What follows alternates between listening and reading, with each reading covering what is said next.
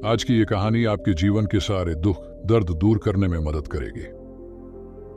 तो चलिए कहानी शुरू करते हैं। एक समय की बात, ये एक गांव में एक किसान अपने दुखों और परेशानियों से बहुत दुखी रहता था। फिर एक दिन ये से वो नदी किनारे दुखी होकर बैठा हुआ था। फिर वहीं पर उसके दोस्त ने उसे अपने दुखों के निवारण के लिए बौद्ध भिक्षु की शरण में जाने के लिए कहा, जो थोड़े दिनों के लिए उसके गांव से कुछ दूर एक गांव में आए हुए हैं। बौद्ध भिक्षु निश्चित ही तुम्हारे सब दुखों का निवारण करेंगे। यह सुनकर किसान बड़ी इच्छा भाव से बौद्ध भिक्षु की शरण में गया, यह सोचकर कि बौद्ध भिक्षु उसे उसकी परेशानी, मानसिक तनाव और दुखों से मुक्त कर देंगे। किसान बौद्ध भिक्षु के पास पहुंचा। उसने बौद्ध भिक्षु से कहा, मैं एक किसान हूं, खेती बाड़ी करना मेरा काम है, लेकिन बारिश कभी भी अच्छी नहीं होती और मेरी फसलें खराब हो जाती हैं। पिछले साल मेरे पास खाने के लिए कुछ नहीं था और इस साल भी अत्यधिक बारिश के कारण फसलों का बहुत ज्यादा नुकसान हुआ। मेरे पास खाने के लिए भोजन भी नहीं है। किसान ने कहा, मेरी शादी हो चुकी है और मेरी पत्नी मेरा बहुत ख्याल रखती है। मैं भी उससे बहुत प्यार करता हूँ, लेकिन कभी कभी वो मुझे बहुत दुखी करती है और हमारे बीच झगड़े होते रहते हैं, जिससे मुझे लगता है अगर वो मेरी जिंदगी में नहीं आती तो अच्छा होता। मेरे 3 बच्चे हैं। कभी कभी मेरे बच्चे भी मेरा आदर नहीं करते, मेरी कही हुई बातों का पालन नहीं करते। किसान लगातार बौद्ध भिक्षु को अपने दुख भरे जीवन के बारे में बता रहा है। बौद्ध भिक्षु उस दुखी किसान की समस्या को ध्यान से सुनते रहे। अपनी जिंदगी की सारी दुख और परेशानियां बताने के बाद तब उसे राहत महसूस हुई तो वो चुप हो गए। अब उसके पास बताने के लिए कोई और परेशानी और दुख नहीं बचा था। अब वो चुपचाप बैठकर बौद्ध भिक्षु की ओर देख रहा था और अपनी परेशानियों को सुलझाने के लिए बौद्ध भिक्षु के उत्तर की बहुत देर से प्रतीक्षा कर रहा था, लेकिन बौद्ध भिक्षु चुप थे। किसान ने फिर से कहा, हे बौद्ध भिक्षु, मैं आपकी शरण में आया हूं, कृपया मेरे जीवन की इन परेशानियों और दुखों का समाधान करें। बौद्ध भिक्षु ने कहा, मैं तुम्हारी कोई भी मदद नहीं कर सकता। किसान चकित होकर बोला, ये आप क्या कह रहे हैं? सब कहते हैं कि आप सबके दुख और परेशानियां दूर कर देते हैं, तो क्या आप मेरी परेशानियां हल नहीं करोगे, क्योंकि मैं एक गरीब किसान हूं? बौद्ध भिक्षु ने कहा, दुख और परेशानियां हर किसी के जीवन में आती हैं। जीवन में परेशानियां और दुख आना स्वाभाविक है। मनुष्य के जीवन में अक्सर उसके कर्मों के अनुसार परेशानियां और दुख बदलते रहते हैं, जिससे दुख, सुख, क्रोध और निराशा आती है। पुराने रिश्ते बिगड़ना, नए रिश्ते बनना, रिश्तों में कड़वाहट और मिठास, ये सब सामान्य है। ये जीवन का हिस्सा है और ये जीवन चक्र है। हकीकत तो ये है कि हम सभी के जीवन में 84 प्रकार की कठिनाइयां हैं। इन कठिनाइयों का समाधान आप और मैं नहीं कर सकते और इस दुनिया में कोई नहीं कर सकता।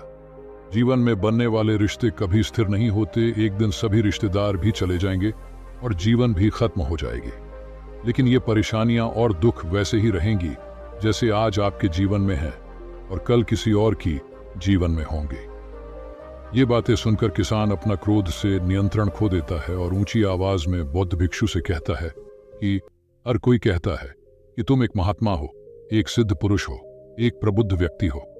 मैं इस इच्छा भाव के साथ यहाँ आया हूँ कि आप मेरी सहायता करेंगे। यदि आप मेरी परेशानियां और दुख हल नहीं कर सकते तो मेरा यहाँ आकर मैंने मेरा समय बर्बाद किया। सब झूठ बोलता है कि आप परेशानियों और दुखों का समाधान करते हैं। आपने मेरी एक भी दुख और परेशानियों का समाधान नहीं किया। आपसे अच्छे तो वह भिक्षु हैं जो 3 वर्ष पहले मेरे घर आए थे। उन्होंने मेरे लिए हवन कराया और मैंने उन्हें दान दक्षिणा दी और मेरे मन को शांति मिली। कुछ सुख भी बढ़े और कुछ दुख भी कम हुए, लेकिन आपने मेरी कोई भी परेशानी हल नहीं की। आपने मुझे सीधे मना कर दिया। बौद्ध भिक्षु ने कहा, क्या वो सब करने से तुम्हारे जीवन की सारी परेशानियां और दुख समाप्त हो गए? ये सब करने के बाद भी तुम अब इतने परेशान क्यों हो? अब तुम पहले से भी ज्यादा दुखों और परेशानियों से घिर गए हो। किसान बोला, तो क्या मैं मान लूं कि आप मेरी सहायता नहीं कर सकते? यदि आप ऐसी छोटी छोटी बातों का समाधान नहीं कर सकते तो आपके ज्ञान का क्या लाभ? बौद्ध भिक्षु ने कहा, मैं तुम्हारी 83वीं परेशानी का समाधान तो नहीं कर सकता, लेकिन हां, मैं तुम्हारी 84वीं परेशानी का समाधान अवश्य कर सकता हूं। किसान चकित हो गया और बोला, 84वीं परेशानी क्या है बौद्ध भिक्षु? बौद्ध भिक्षु ने कहा, यानी कि तुम अपने जीवन काल में कोई भी परेशानी नहीं चाहते। तुम्हारी सारी परेशानियां इसी गलत विचार के कारण उत्पन्न हुई हैं। यदि आप इस तथ्य को स्वीकार कर लें कि जीवन में परेशानियां मौजूद हैं और परेशानियां जीवन का एक हिस्सा है, तो आप जीवन की परेशानियों से विचलित नहीं हो पाएंगे। आप जीवन में आने वाली परेशानियों से विचलित हो जाते हैं क्योंकि आपको लगता है कि आप पूरी दुनिया के सबसे दुखी व्यक्ति हैं, बल्कि सच्चाई ये है कि हर किसी को अपना दुख सबसे ज्यादा लगता है। लेकिन जिस दिन आप ये समझने लगेंगे कि मेरा कष्ट अन्य व्यक्तियों की तुलना में बहुत कम है, उस दिन से कोई भी दुख आप पर जोर नहीं डाल पाएगा। जब तक आप चाहेंगे कि आपके जीवन में कोई परेशानी और दुख ना आए और आप हर दुख दर्द से बचे रहे, तो ये संभव नहीं है।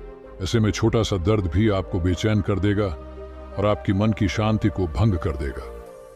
अगर आपके जीवन से दुख और परेशानियां पूरी तरह से दूर हो जाएं, अगर आपको हर एक दिन हर एक पल बिना दुख और परेशानियों का जीवन जीने को मिलेगा, तो आप ज्यादा दिन तक ऐसे जी नहीं पाएंगे। एक वक्त आएगा जब आप हर एक दिन एक ही तरह के जीवन जीने से पूरी तरह से परेशान हो जाएंगे और तंग हो जाएंगे, क्योंकि जीवन में किसी भी चीज की ज्यादा मोह जीवन के लिए भयानक परेशानियां पैदा कर सकता है।